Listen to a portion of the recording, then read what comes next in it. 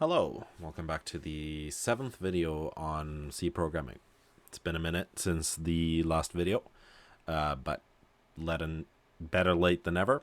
And so today we are going to be looking at operators in what is an operator, and we are going to be looking at arithmetic operators, or arithmetic, plus, minus, divide by, multiply by, in C, and see how we do that. So what is an operator? I have actually already introduced you to one operator, and it looks like this.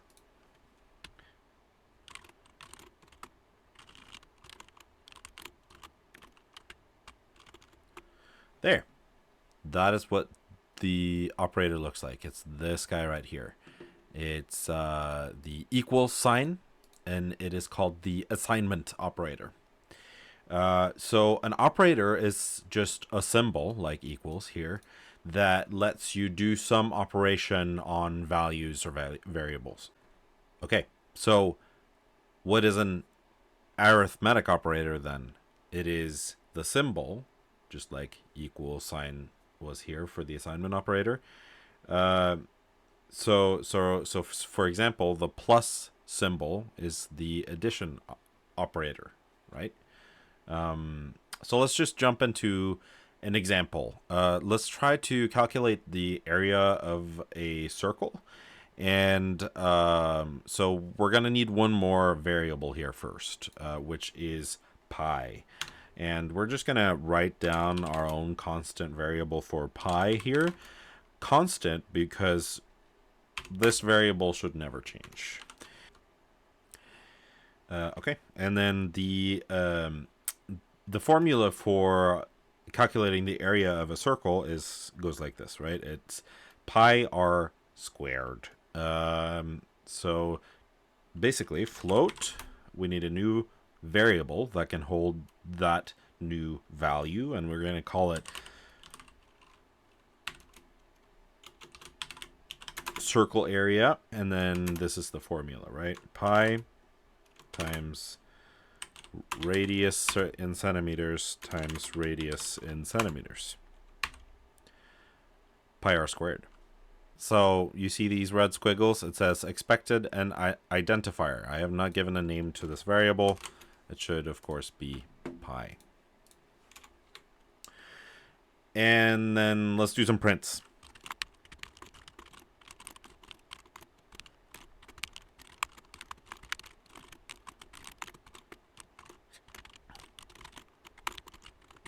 Okay, now let's run it.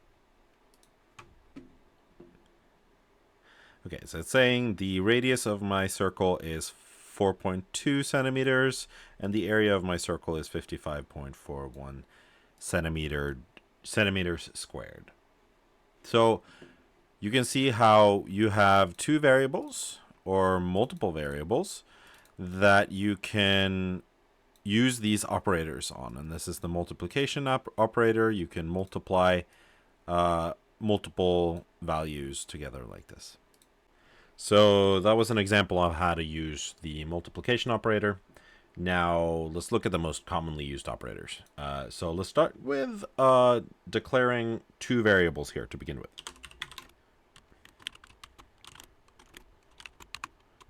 All right, so we have the variables x and y containing the floating point numbers 10.0 and 5.0 respectively. Now we're going to declare a couple of other variables here.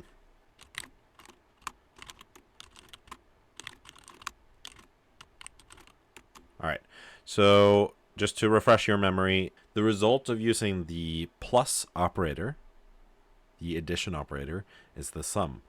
The result of using the minus operator or the subtraction operator is the difference. The multiplication operator becomes the product, and the division operator becomes the quotient. So now let's apply some operators to give these variables some values. So first, we're going to do sum equals x plus y, right? So now let's do it. So now let's do the same for all of these.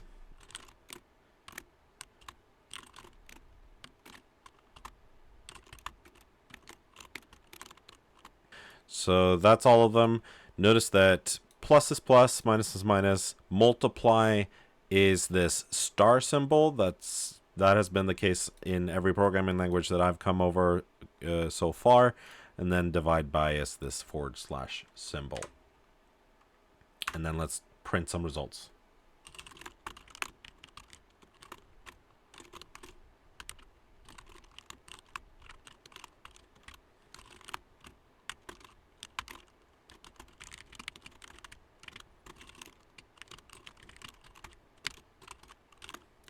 Okay, let's run it.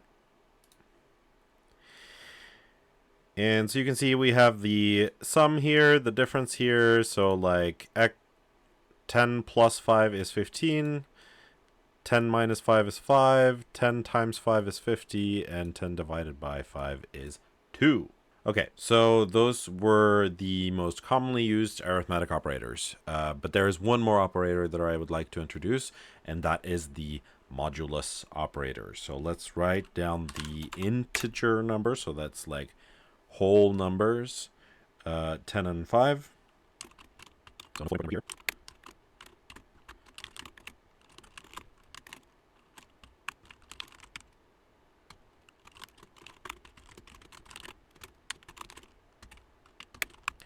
Now let's run it.